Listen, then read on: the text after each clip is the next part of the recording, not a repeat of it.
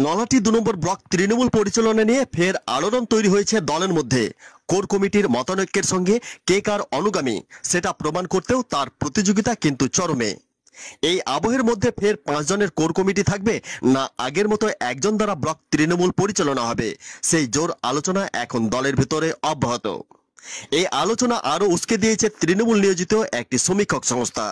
তারা গত বৃহস্পতিবার নলহাটি ২ নম্বর ব্লক তৃণমূল কার্যালয়ে বসে এলাকার প্রত্যেক নেতাকে ডেকে তাদের মতামত জানতে চেয়েছেন। সেই সংস্থার প্রশ্নের ভিত্তি ছিল যে একজন দ্বারা ব্লক ভালো চলবে নাকি 5 জনের নেতৃত্বে সংগঠিত হবে ব্লক তৃণমূল, সেই সঙ্গে আগামী বিধানসভা কাদের দ্বারা পরিচালিত হবে। বর্তমানে এলাকার যে পরিস্থিতি, বিরোধীদের হাতে চলে যাওয়া প্রায় অর্ধেক ভোট ব্যাংক, সেক্ষেত্রে কিসের ভিত্তিতে কি ইস্যুতে লড়াই করা যাবে, পাশাপাশি বর্তমানে দলের সাংগঠনিক অবস্থা কেমন, একই সঙ্গে এলাকার বিরোধী দলের পরিস্থিতি কি, সেটাও জানতে চাওয়া হয়। তবে দলীয় সূত্রে জানা গেছে এই সমীক্ষক দল তাদের সমীক্ষার মতামত দেবে রাজ্য তৃণমূলকে।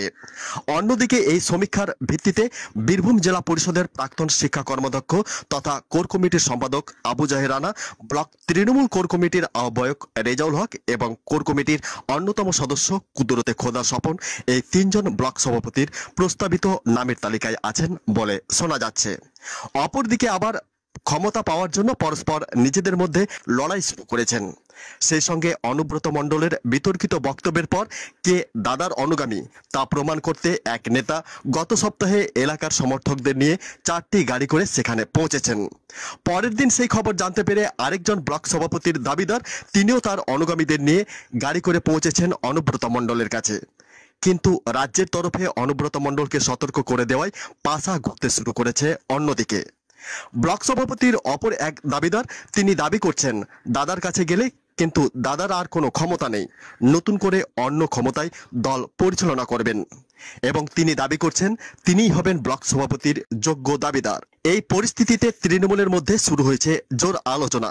তাতে থমকে গিয়েছে এলাকার উন্নয়ন, থমকে গিয়েছে এলাকার দল পরিচালনার ক্ষমতা। এখন দেখার অপেক্ষা আগামী দিনে কে হবেন নলহাটি 2 নম্বর ব্লকের সভাপতি।